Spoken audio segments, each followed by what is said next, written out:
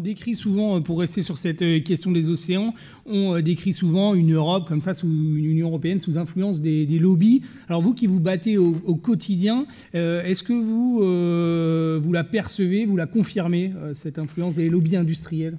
Alors oui, je confirme. Enfin, nous, chez Bloom, on en est un exemple incarné puisqu'on se bat quotidiennement contre des lobbies. On les connaît par cœur. On pourrait faire une conférence entière juste sur les lobbies. D'ailleurs, je peux vous tenir toute la journée sur les lobbies, si ça vous intéresse. Je connais tout. Alors là, j'aurais pu préparer des slides. Vous tombez de votre chaise par rapport aux méthodes, parce que c'est ahurissant ce qui se passe. Les lobbies, on les caractérise de façon très simple, et je pense qu'il faut que ça reste clair, à mon avis, en termes de segmentation intellectuelle. C'est qu'un lobby, pour nous, c'est un lobby qui vient plaider pour un intérêt privé. Un intérêt sectoriel, privé. Ça ne veut pas dire qu'il n'a pas le droit de plaider, ça ne veut pas dire qu'il n'a pas le droit de venir faire entendre sa réalité industrielle, économique, entrepreneuriale, très bien.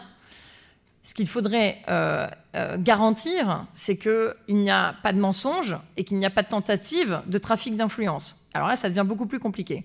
Parce qu'on a des codes de déontologie au niveau parlementaire, que ce soit au niveau, et je reviens tout le temps au niveau français, parce que ce qui se passe en Europe n'est jamais que le reflet de ce qui se passe chez nous. Il faut arrêter. Enfin, moi, je critique énormément les institutions européennes, parce que je n'ai pas envie de laisser cette critique à des extrémistes, et notamment au FN, mais il est évident que cette critique se porte sur l'ensemble des institutions démocratiques qui sont toutes perfectibles. Mais à nous d'exiger leur perfectibilité et leur perfectionnement. Et à nous aussi d'exiger que les beaux codes de déontologie qui existent dans les assemblées, qui existent à la Commission européenne, au Parlement européen, lisez-les. Ça fait une page en général, ça fait rêver. Mais il n'y a aucune sanction si ces codes ne sont pas appliqués. Donc à un moment donné, on a besoin encore de revenir dans une réhabilitation du pouvoir de sanction. Parce que si on laisse des codes de déontologie être rien d'autre que des déclarations d'intention et un habillage de discours, en fait, on en est arrivé à un tel stade de danger pour le collectif, qui est notre santé, qui est notre environnement, qui est la justice sociale, le fait que les politiques, qu'elles soient nationales ou européennes, on l'a bien vu avec le président qu'on a aujourd'hui, sont des politiques qui sont violentes socialement. Et ça ne correspond pas à notre désir profond. On n'est pas majoritaire à vouloir ça. Donc il faut bien s'assurer, à un moment donné, qu'on fasse pression pour que notre volonté collective soit entendue et représentée. Les lobbies, c'est une histoire qui est particulièrement européenne, même si on retrouve les lobbies qui influencent la décision publique à tous les échelons de la fusée, et notamment à l'Assemblée nationale. Je peux vous dire qu'on a des histoires longues comme le bras d'influence des députés et même du Conseil constitutionnel. D'ailleurs, les Amis de la Terre ont porté plainte, ou je ne sais pas quel est le recours exact d'un point de vue juridique, parce que je ne me souviens plus, mais ils ont quand même porté plainte contre le Conseil constitutionnel pour montrer qu'il y avait aussi une influence négative qui était faite au niveau du Conseil constitutionnel et que ça reste même pas sans sanction, c'est que ce n'est même pas adressé. Donc ils ont mis ça dans l'espace public et donc on les remercie pour leurs actions. Il y a une ONG à Bruxelles qui s'appelle CEO, Corporate Europe Observatory, qui vraiment est l'espèce de vigie de ce qui se passe au niveau des lobbies européens. Ils font un travail incroyable et eux, ils rappellent sans cesse, et donc je reprends leurs éléments de langage, ils rappellent que quand l'Union s'est constituée, la Commission européenne avait un nombre d'employés qui n'était pas suffisant pour faire face à la charge législative, puisqu'ils ont la Commission européenne à l'initiative législative. Donc vous imaginez le nombre de lois qu'il faut pouvoir produire et les projets de loi qu'il faut pouvoir écrire au niveau de ce que ça demande de personnel, c'est gigantesque pour avoir une expertise, c'est simple, exhaustive. Ils ont 30 000 employés à la Commission européenne, peu ou prou.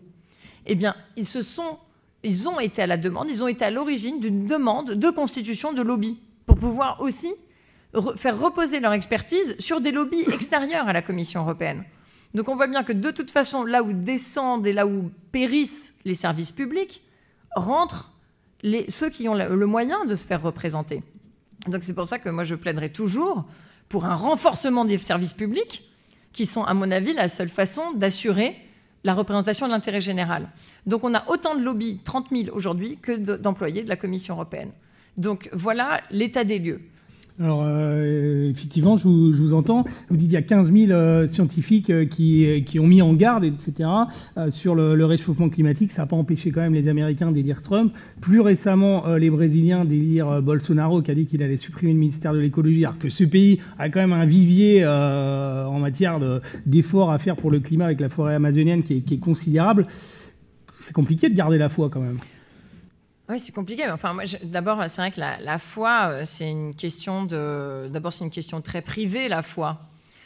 C'est comme en religion, savoir ce qui va se passer, personne ne le sait. Bon, on a des grosses tendances qui ne sont pas bonnes.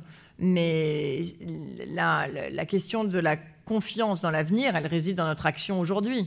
Si on se met tous à aller dans le bon sens, on va y arriver. Si on continue à vouloir rester dans notre zone de confort, on ne va pas y arriver. Bien sûr qu'il faut des sacrifices au sens de s'engager. Et qu'entre passer une bonne petite soirée devant la télé ou avec des copains et participer à un mouvement politique, citoyen, et voir moins ses copains, dormir moins, etc., je pense qu'on est passé à une économie de guerre. Et quand la guerre est là, la neutralité est criminelle. Il n'y a pas de neutralité en période de guerre. On choisit son camp. Donc maintenant, il est clair qu'il y a deux camps. Il y a ceux qui pensent que les entreprises et les multinationales vont, par une forme de main invisible du marché, se réguler parce qu'elles ne sont pas folles. Et puis il y a ceux qui pensent que non. Il y a ceux qui pensent qu'il va falloir créer de la contrainte et qu'il va falloir prendre notre responsabilité collectivement pour faire en sorte d'amener le pouvoir politique et le pouvoir économique dans une voie qui est compatible avec notre sécurité et le maintien de nos libertés. Parce qu'on voit bien que penser que la France est à l'abri de la possibilité d'aller vers un pouvoir liberticide, ce serait une illusion grave de penser ça. En face de Macron, il n'y a pas une offre constituée majoritaire qui permette de nous mettre à l'abri du FN. Donc il faut avoir conscience de ça, pour se mettre tous en mouvement et pour dire ce n'est plus possible les lobbies dans la place, ce n'est plus possible. Vous avez vu que sur la liste des élections européennes, on a le numéro 2 de la FNSEA sur les listes de Macron, enfin sur les listes d'En Marche. Mais c'est pas comme ça, c'est pas en continuant avec un modèle productiviste qui est dépendant de la pétrochimie, qui est dépendant d'un modèle dans lequel les paysans meurent de faim. Il y a un paysan sur 3 qui vit avec 350 € par mois.